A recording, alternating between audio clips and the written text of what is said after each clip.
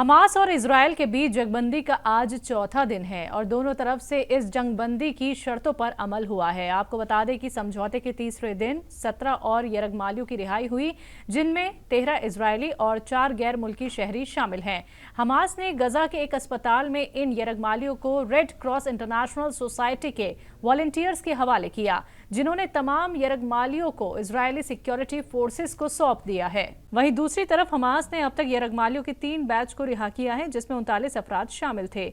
बचे हुए 11 कैदियों की आज रिहाई हो जाएगी। इसके बदले इजरायल ने अपनी जेलों में बंद 117 फिलिस्तीनी कैदियों को रिहा किया है। वहीं इसी बीच अब खबरें आ रही हैं कि हमास इजरायल से जंगबंदी बढ़ाने का मुतालबा कर रहा है। जी हां, कुछ मीडिया रिपोर्ट्स के मुताबिक हमास इजरायल के साथ जंगबंदी को मजीद 4 दिन के लिए बढ़ाने की मांग कर रहा है, जिससे से ज्यादा फिलिस्तीनी बंदियों को इजरायली जेलों से रिहा किया जा सके। ताहम इजरायली लीडरों ने इशारा जाहिर किया है कि जंग के मुस्तकिल तौर पर रुकने के इम्कानात कम हैं। साथ ही वजीर आजम बेंजामिन नेतन्याहू ने इतवार को कहा कि हम जीतने तक गजा में मुहिम जारी रखेंगे। आपको बता दें कि बीते इतवार को इजरायली पीएम बेंजामिन नेतन्याहू ने सीज फायर के दौरान गजा का दौरा किया था। नेतन्याहू ने इस दौरान फौजियों से मुलाकात भी की। हिंदुस्तान के खिलाफ लगातार बयानबाजी करने वाला खालिस्तानी दहशतगर्द गुरपतवंत सिंह पन्नू ने इस बार अपने हिमायतियों के जरिए नापाक हरकत की है।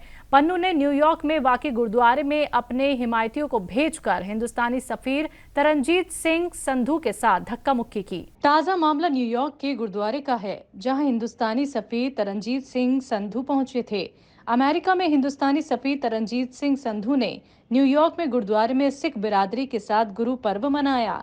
बता दें कि इस दौरान यहां पहले से ही मौजूद खालिस्तानियों ने धक्का मुक्की करने की भी कोशिश की। इस दौरान एक वीडियो नजर आया जिसमें खालिस्तानी हिमायती कह रहे हैं कि आपने हरदीप सिंह निज्जर का कत्ल किया और अब पन्नू को मारने का प्लान बना रहे हैं। आपको बता दें कि गुरपतवंत सिंह पन्नू खुद को हिंदुस्तान में कल अदम तंजीम सिख फॉर जस्टिस का सरबराह बताता है। भारत में उसके खिलाफ 16 केस दर्ज हैं। अमेरिका और कनाडा में खालिस्तानी सरगर्मियों के पीछे पन्नू का हाथ रहा है। वो अक्सर वीडियो बनाकर सोशल मीडिया के जरिए भारत के खिलाफ जहर उगलता है।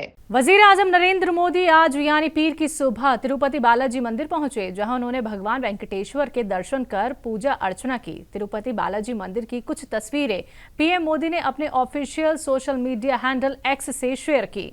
आपको बता दें कि इन तस्वीरों को शेयर करते हुए पीएम ने लिखा, तिरुमाला में श्री वेंकटेश्वर स्वामी मंदिर में 140 करोड़ हिंदुस्तानियों की अच्छी सेहत, फलाह बहबूद और खुशहाली के लिए दुआ की।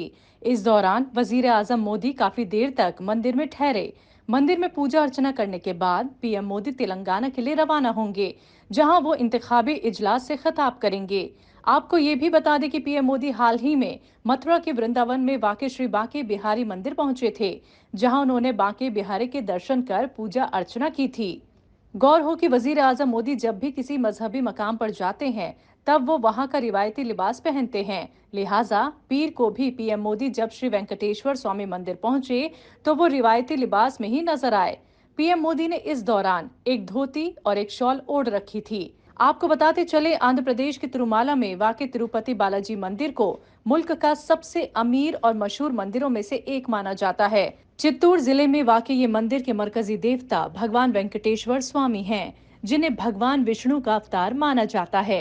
मरकजी वजीर दाखिला अमित शाह ने आज इंतखाबी रियासत तेलंगाना में अवामी इजलास से खिताब किया। इस दौरान अमित शाह ने कहा कि बीजेपी ने फैसला किया है कि जो भी राम मंदिर के दर्शन करना चाहता है उसे मुफ्त में अयोध्या ले जाया जाएगा। और हमने तय किया है पूरे तेलंगाना में जिसको भी राम मंदिर का दर्शन करना है उसको बारी बारी सरकार के द्वारा फ्री ऑफ कॉस्ट अयोध्या जाने की व्यवस्था भारतीय जनता पार्टी करेगी।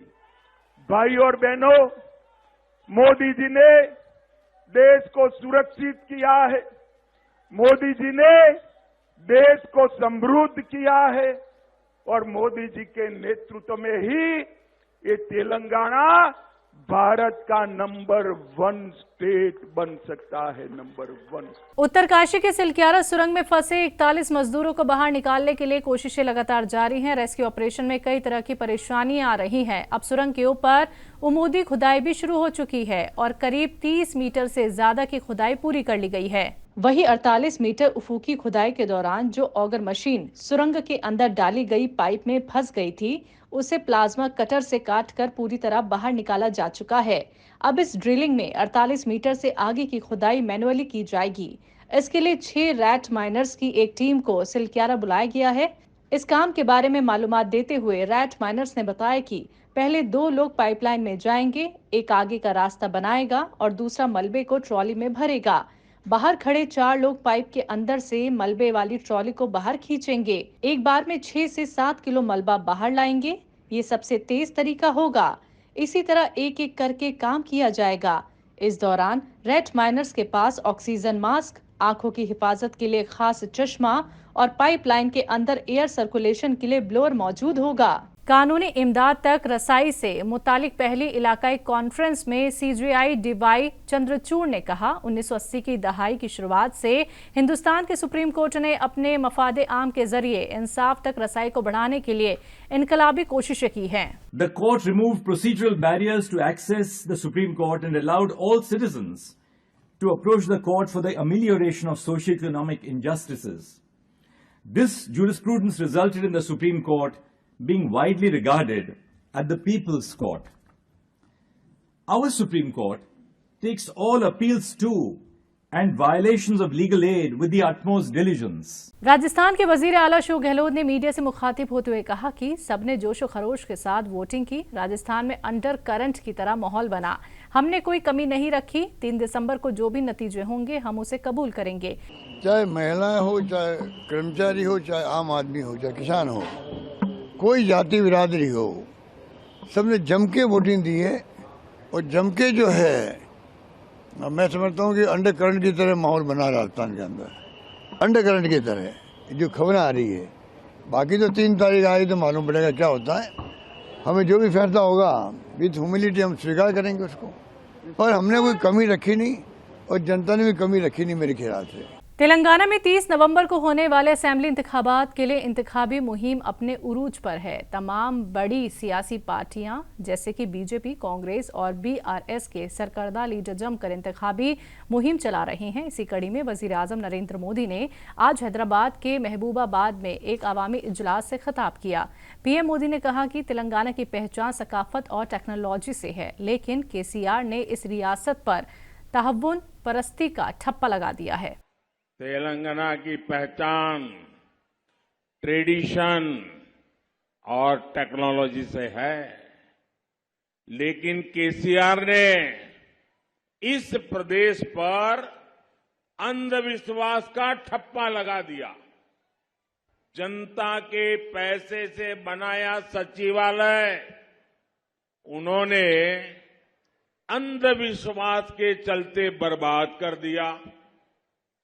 आप मुझे बताइए, आखिर फार्म हाउस सीएम की तेलंगाना को क्या आवश्यकता है? कांग्रेस जनरल सेक्रेटरी प्रियंका गांधी वाड्रा ने तेलंगाना के भुंगीर में एक अवामी इजलास से खिताब किया। प्रियंका गांधी ने कहा कि बीआरएस और बीजेपी दोनों का मकसद इक्तिदार में बने रहना और अपनी जायदाद बढ़ाना है। चाहे बीजेपी हो, चाहे बीआरएस हो, इनकी नीतियां सिर्फ सत्ता में रहने के लिए हैं, ताकि सत्ता में रहकर इनकी पार्टियां अमीर बने, इनके नेता अमीर बने। బీజేపీ బీఆర్ఎస్ పార్టీల యొక్క ముఖ్య ఉద్దేశం ఎప్పుడు కూడా వారు అధికారంలో ఉండడం కోసం మాత్రమే, కానీ మిమ్మల్ని పట్టించుకొని మీ ఇబ్బందుల్లో వాళ్ళకి సహాయం చేయాలనేటువంటి దృక్పథం, ఆశ గాని కోరిక గాని వారికి లేవు అనే విషయాన్ని మీకు తెలియజేస్తా ఉన్నాను అని చెప్తా ఉన్నారు। चुनाव आने के समय पोल मैनेजमेंट का काम शुरू करते हैं। ఎన్నికల సమయంలో పోల్ మేనేజ్మెంట్ మాత్రం బాగా చేస్తారు అనే విషయాన్ని తెలియజేస్తా ఉన్నారు। लेकिन आपको इन्हें सिखाना पड़ेगा कि तेलंगाना की जनता बिकेगी नहीं। तेलंगाना की जनता अपने अधिकारों के लिए पहले भी लड़ी है, आज भी लड़ेगी। तो वहीं तेलंगाना में कांग्रेस नेता सचिन पायलट ने मीडिया से मुखातिब होते हुए कहा कि लोगों ने बीआरएस को हुकूमत करने के लिए 10 साल दिए हैं, उन्हें अपने वादों को पूरा करना चाहिए था। छोटी रियासतें ज्यादा नौकरियां पैदा करने और ज्यादा मुतमईन नौजवान पैदा करने के लिए बनाई गई थी।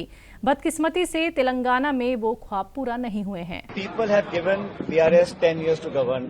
They should have fulfilled their own promises. Small states were created to create more jobs, to create more satisfied young people. Unfortunately, in Telangana, those dreams have not been fulfilled. The unemployed allowances have not been given. So a lot of promises have been unkept. Congress party today is committed to our manifesto, and once we form the government, we will fulfill all our promises. But more importantly, now, last 6 months, the amount of people who have joined the Congress party from all other political organizations tells you which way the wind is blowing.